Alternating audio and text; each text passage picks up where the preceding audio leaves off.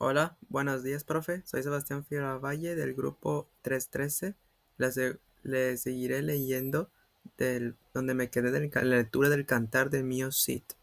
De la segunda, de Épica e Historia, donde dice cuya fecha 15 de agosto de 778 nadie pone en duda, pero cuyo lugar exacto se distingue con pasión.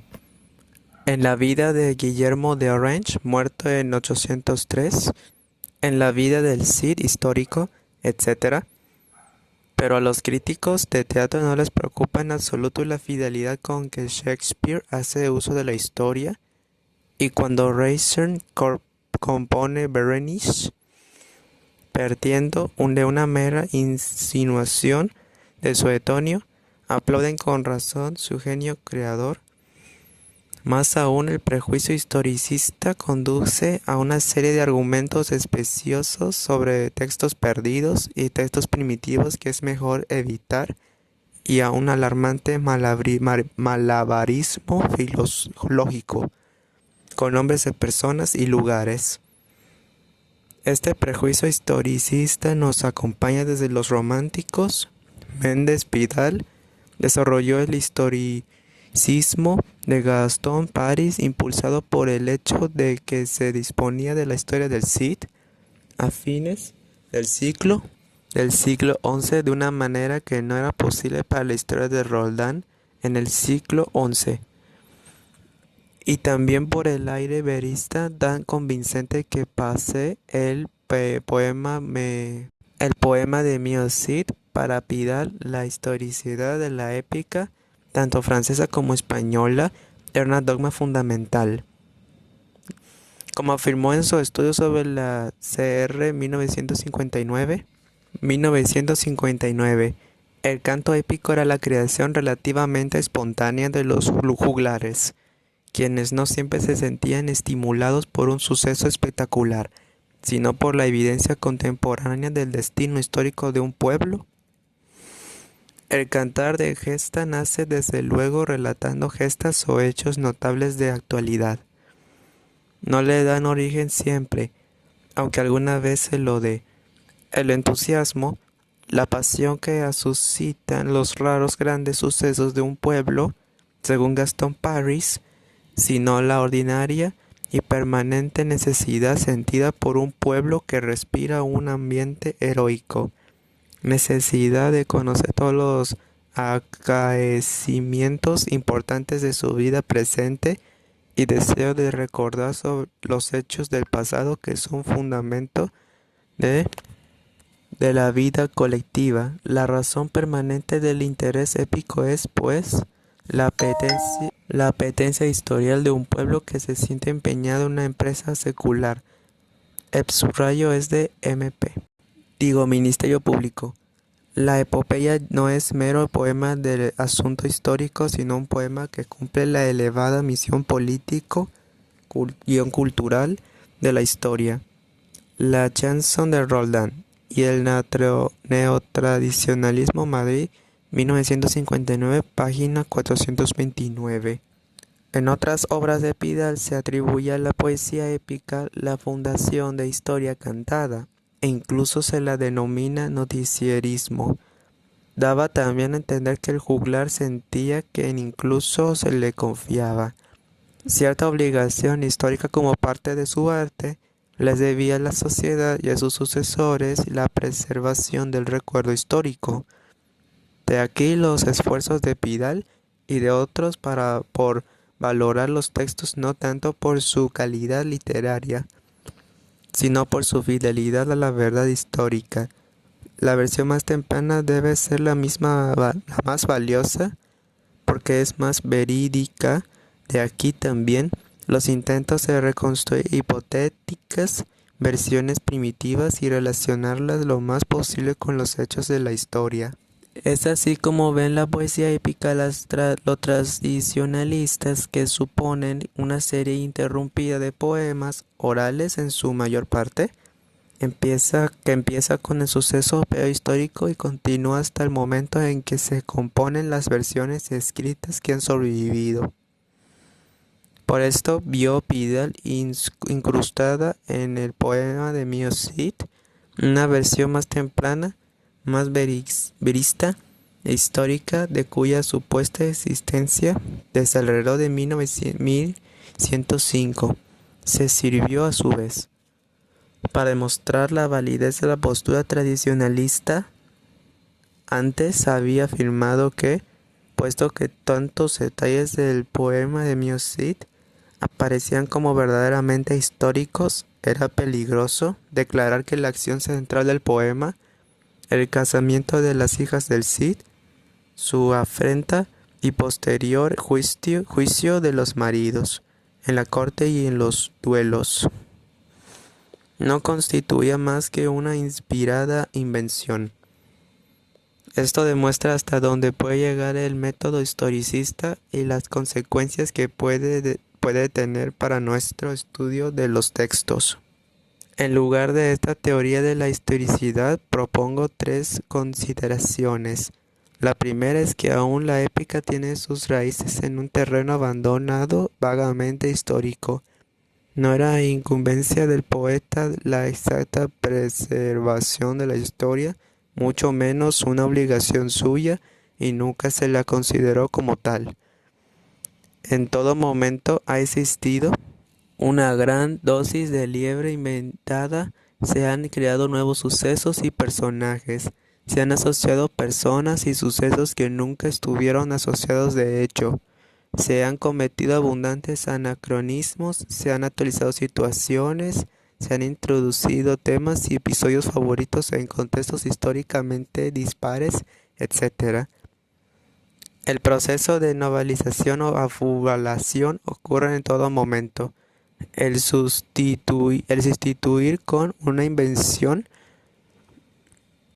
lo que como historia es poco interesante es algo inherente al hombre desde época primitiva, no solo en etapas tardías o como consecuencia de un olvido.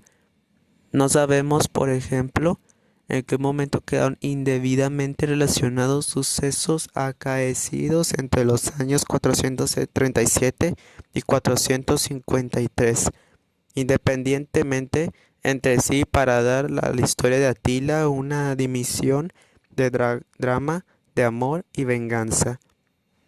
De que carecía en realidad, es de suponer, porque los nobles castellanos vieron en la muerte de su rey Sancho II y en la pérdida de sus esperanzas a las puertas de Zamora la traición de los zamoranos y también una señal de justicia divina. Tal novelización ocurre por razones muy humanas, unas veces a causa del miedo, otras por superstición o por motivos políticos, y puede darse en mentalidades corrientes y en la narración del suceso, sin intervención alguna de poetas o juglares. Cuando los poetas intervienen lo hacen de una manera poética y no coincidencia de historiadores, ejemplo de ello lo tenemos en el caso de un famoso romance fronterizo, perteneciente al grupo de los que siempre se creyó que se podía determinar con exactitud la fecha, el lugar y su estrecha relación con el suceso real, pero como se ha demostrado en fecha reciente, casi desde el principio de la existencia del romance, los hechos históricos fueron desfigurados, convertidos en ficción en un intento plenamente logrado de crear algo dramático, poético, emotivo y pintoresco. Tal era el modus operandi del poeta que compuso el romance de Abenamar poco después de 1431. Paul Benichou, creación poética en el romancero tradicional, Madrid, 1968, del 61 a 92. Digo 61-92.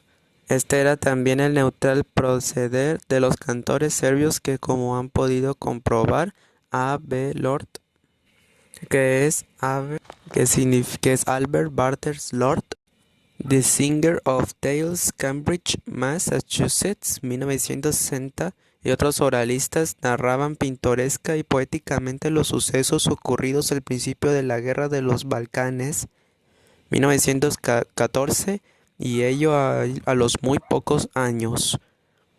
No esperábamos menos de ellos, como tampoco de los poetas épicos medievales, C.J., que para beber es Stephen George Nichols. Él resume la actitud de estos. Tendemos a poner de relieve el progreso entre el hecho histórico y el hecho literario, como si este fuera la conciencia lógica de aquel, pero si pudiéramos conocer la verdad, veríamos que existe un poco fundamento para concluir que, en el caso de la chanson de geste, tendemos ante nosotros unos hechos históricos, políticos o literarios claramente definidos. Lo que se nos senta es más bien una serie de diferentes percepciones literarias sobre sucesos que se creían históricos. El subrayo es de Nichols.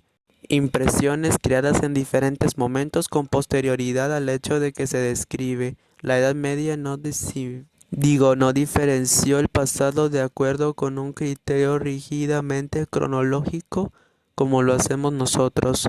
Se asocian determinados acontecimientos con los grandes personajes que los llevaron a cabo y se tenían una sensación muy baja de que cientos sucesos habían precedido o seguido a otros, pero nada más. Speculum 44, 1969, 51. Algo de esto perdurará en la mentalidad de los cronistas, aunque ellos obraban con una estructura cronológica bastante firme y a veces rechazaban las ficciones más exageradas de los poetas. Para los fines del equipo Alfonsi, al ir formando su historia, los materiales poéticos, fuesen latinos clásicos o españoles, servían de ejemplificación moral y social. La segunda consideración es que si muchos poetas contienen un fuerte aire de historicidad, esto es así porque el poeta, como todo artista, quería convencer a su público de que no le estaba ofreciendo cosas triviales, sino material verídico, algo que valía la pena y que servía para perfeccionar. Esto se declara al principio de muchas chansons de geste y pudo declararse al principio del poema de Mio Cid, no lo sabemos porque faltan los primeros versos del manuscrito. También el poeta deseaba crear una impresión de verosimilitud de credibilidad a un nivel humano como base de su arte. En este sentido, el poema de Mio Cid es, como se ha reconocido siempre, un excelente ejemplo en contraste con la CR, o sea, crédito, y otros poemas épicos franceses, no con todos, pues hay casos de making, 97-98, de motivación y episodios de la baja realidad cotidiana. El poema de Mio Cid está lleno de detalles referentes al botín, a la alimentación de los caballos y a viajes con sus diferentes etapas, y a lugares que se pueden localizar en el mapa. El número de enemigos que participan o mueren en el combate es exagerado. Nuestra definición de historicidad en la poesía épica sería pues no la exacta presentación o preservación de la historia, sino el uso de detalles históricos y la convincente creación pseudohistórica con una finalidad de verosimilitud artística. El verismo no ha de confundirse con la historicismo. La tercera consideración es que si, según veremos más adelante, el poema de Mio Cid no fue compuesto hace 1140, ni mucho menos en alguna forma primitiva, si hacia 1105. La necesaria conexión que percibió Pidal entre hecho histórico y poema queda debilitada. Más aún, una comparación entre el poema de Mio Cid y lo que conocemos o suponemos acerca de otros poemas épicos españoles nos muestra que el poema de Mio Cid es precisamente un modelo único de historicidad, según se acaba de definir. Los otros poemas son más impresos en cuanto a personajes y lugares, tienen muchos personajes secundarios y no describen las jornadas con detalle, ni se preocupan por crear ese aire realista que tanto valoramos en el poema de Mio Cid. Solo se le acerca aunque con diferencias notables, el poema de Sancho II, que creó obra de un más, Burgales, sucesor intimidor del autor del poema de Mio Cid. Nuestro poema aparece en consecuencia como obra de un individuo que poseería una visión especial de su arte, visión en parte debida, según explicaré, en su formación en y práctica del derecho. El arte individual de este gran poeta no puede servirnos de criterio general aplicable a toda la poesía épica española en cuanto a historicidad o verismo, como se ha hecho con frecuencia, ya que se trata del único texto casi completo que existe, ni menos para establecer conclusiones sobre un arte realista típicamente español desde sus inicios. La consideración final es más subjetiva. Pidal concedió una gran importancia a los aspectos históricos de la épica porque tenía por lo menos un tercio de historiador, y a la historia dedicó una gran parte de su obra.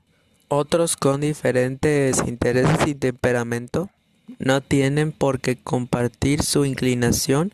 Estamos de acuerdo con él en que la épica tenía en parte un carácter moralizante y social, pero su función era sobre artística, y que en esto la épica no difiere de otras formas de literatura.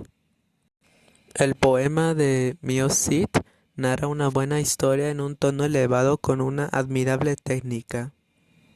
Juega con nuestras emociones, estimula nuestra admiración y nuestros temores y nuestra risa. Como toda buena poesía, nos conmueve con frecuencia con el poder de su palabra. Los mejores partes del poema no son aquellas en que se nos presentan con mayor precisión y seca narrativa los hechos históricos, sino aquellos en los que los personajes del drama hablan, discuten, protestan, insultan, bromean o rezan con palabras que es imposible que usen el Cid de la historia y los demás. El episodio de los judíos es un episodio literario derivado de cuentos de engaños semejantes y que el poeta sitúa con acierto en su cuadro y ambiente real o histórico de Burgos, completado con el detalle de la vivienda de los judíos en el castillo, verso 98. El episodio de la captura de Ramón Berenguer es una delicada transformación literaria de una captura histórica del conde por el Cid en la batalla de Tebar, 1090.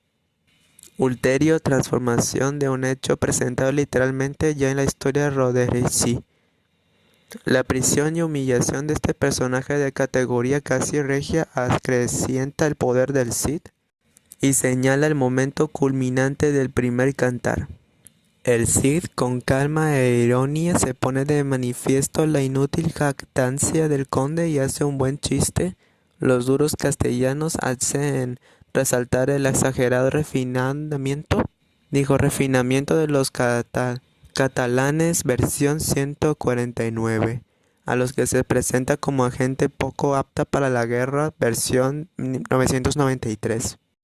La huelga de hambre del conde y sus exageradas protestas hacen de esto un rico episodio, un pequeño drama humano al cual el poeta ha sacado el máximo efecto literario. Lo mismo puede decirse en Jimena, versión 327 y al 365, de los sufrimientos de los musulmanes valencianos, verso 1970 a 1183. De la llegada de Jimena y sus hijas a Valencia contra 1560 a 1668, de la persecución de Búcar, versión 408 a 428. De Abengalbón, versos 647 a 688, etc. Al crear estos episodios, el poeta no piensa para nada en su aspecto histórico. Si los narra como si hubieran ocurrido realmente, es porque quiere asegurarse de nuestra completa fe en el poema y de nuestra identificación emocional con los personajes. Esto se aplica todavía mejor en las imágenes bodas de las hijas del Cid, a la afrenta de Corpes y al juicio de duelos, elementos que componen el verdadero núcleo del drama. Los retirados esfuerzos de Vidal para demostrar que esta invención hay alguna mínima base histórica constituye una aberración. Nuestra aproximación literaria analiza el episodio de Corpes y los demás en términos del valor que tienen como drama y como poesía.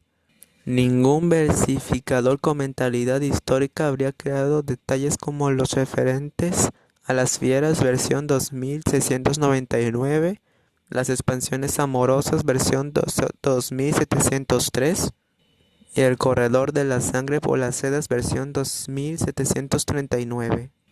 A diferencia de otros héroes nacionales y épicos, el Cid es una sólida figura histórica en la que se sabe mucho gracias sobre todo a las investigaciones de Menéndez Pidal. Nuestras fuentes de información en la historiografía latina y vernácula tienen un interesante completo en las historias árabes. Y parte de nuestra información procede de diplomas y documentos de la época, pero existen todavía problemas de interpretación.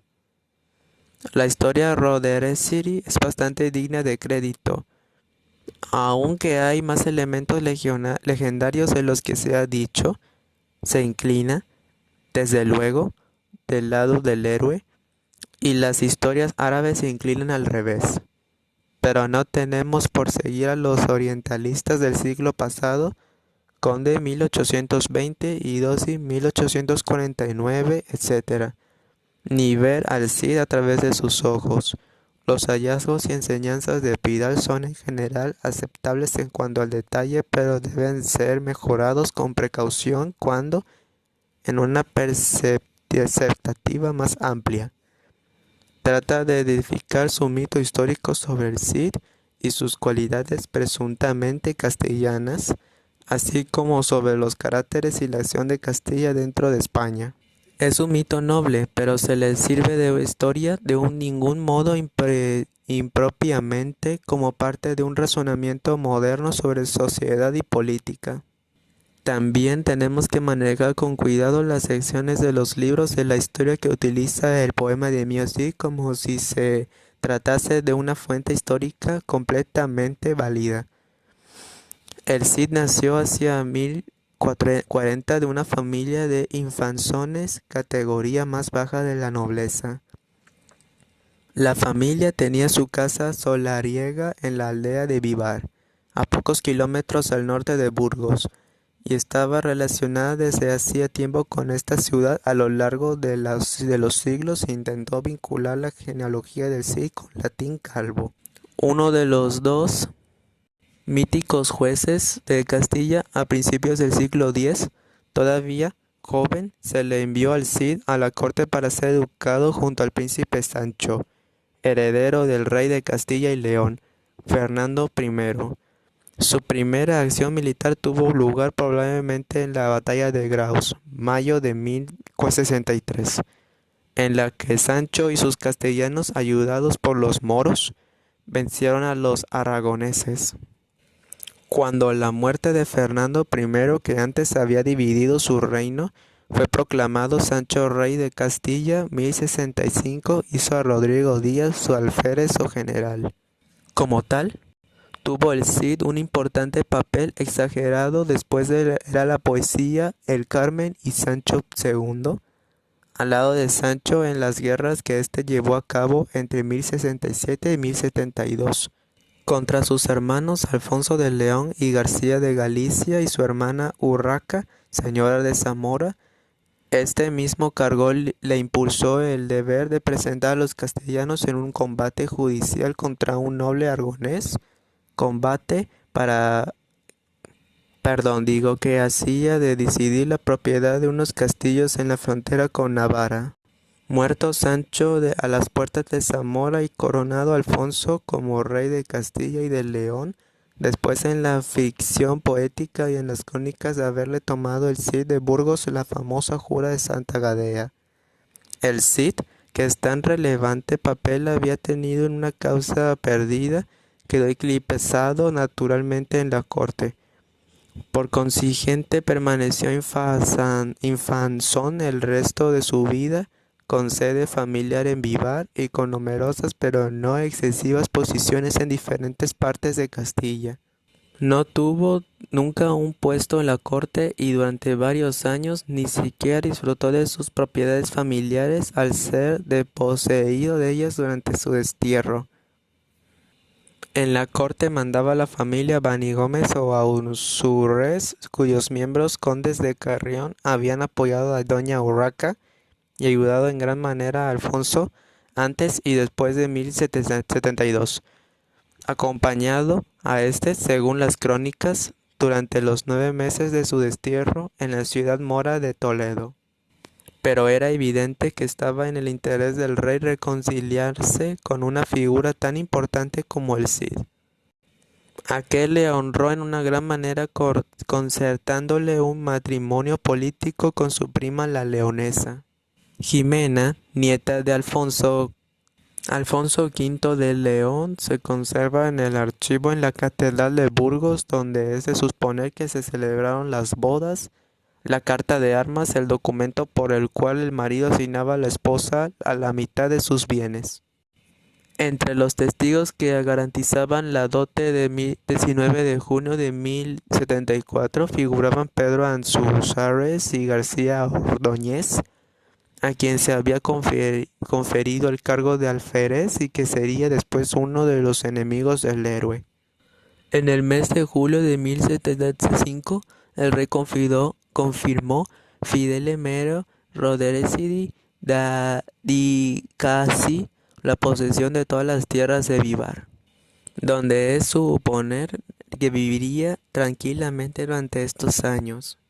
Cuando al Cid se le confió una misión real, tuvo esas inesperadas consecuencias. Según la historia Roderici, el Cid fue enviado en 1079 a cobrar las parias tributo que el rey moro de Sevilla, Montamit, debía pagar anualmente. Con su partida de cristianos y sus aliados moros fue atacado por los moros de Granada, ayudados a su vez por el conde García Ordóñez. El Cid ganó la batalla en Cabra y retuvo 3 días prisioneros al conde y a otros cristianos. A su regreso, García Ordóñez se quejó al rey y se corrió el rumor de que el Cid se había guardado en una parte del tributo. Pero este dio aún más motivos de queja al rey en 1081 al penetrar en el reino moro de Toledo. Entonces se entregó con Alfonso devastado una extensa comarca llevándose cautivos 7.000 dice la historia sin duda exagerando, de acuerdo con un motivo literario y un gran botín. De nuevo se alude a las intrigas de los malos mestureros, los curiales invidentes, consejeros envidiosos y calumniadores, como causantes de la desgracia ante el rey. Pero es claro que Alfonso no tenía otro remedio sin imponer un severo castigo al Cid, el destierro. Se le dieron 9 días para que abandonase el reino. Le acompañaban sus criados, vasallos y parientes, es decir, su mesnada, su casa mansionatam, pero en su realidad su banda guerrera. Y otros que, aunque no estaban legalmente obligados a salir con él, lo hicieron como aventureros. El Cid se dirigió primero a Barcelona, donde fue recibido con frialdad. De aquí fue el reino moro de Zaragoza, siendo mejor acogiendo, dada su condición de desterrado, no tenía otro remedio que vivir entre moros con los que había establecido previos contactos amistosos. Además, podría emplear su aptitud y talentos militares en la organización del ejército y en la diplomacia. No había nada de vergonzoso o extraño en que un caballero cristiano ofreciese a sus servicios a un príncipe infiel, y en una época de bruscos cambios de lealtad y alianzas formadas por interés, entre 1082 y 1089, El Cid permaneció en Zaragoza como jefe del ejército real, ayudó a su amo en una guerra civil y realizó victoriosas campañadas contra los catalanes y aragoneses, llegando incluso a capturar el conde de Barcelona en 1082. Parece que durante este periodo evitó toda acción hostil contra su rey Alfonso VI, cuando en Rueda en 1082 tuvo lugar un alevoroso atentado contra este rey. El Cid corrió a ofrecer su ayuda, pero Alfonso no aprovechó esta ocasión para la reconciliación. Al revés, se renovó el decreto de destierro. La historia recoge pocos detalles relativos en la estación del Cid en Zaragoza. La atención de todos estaba ocupada con la campaña contra Toledo, que cayó en mayo de 1885. Y bueno, pues ha sido un placer leerle esto, profe. Ya la siguiente lectura le continuaré donde me quedé. Gracias y que tenga una muy buen día y buen semana. Adiós.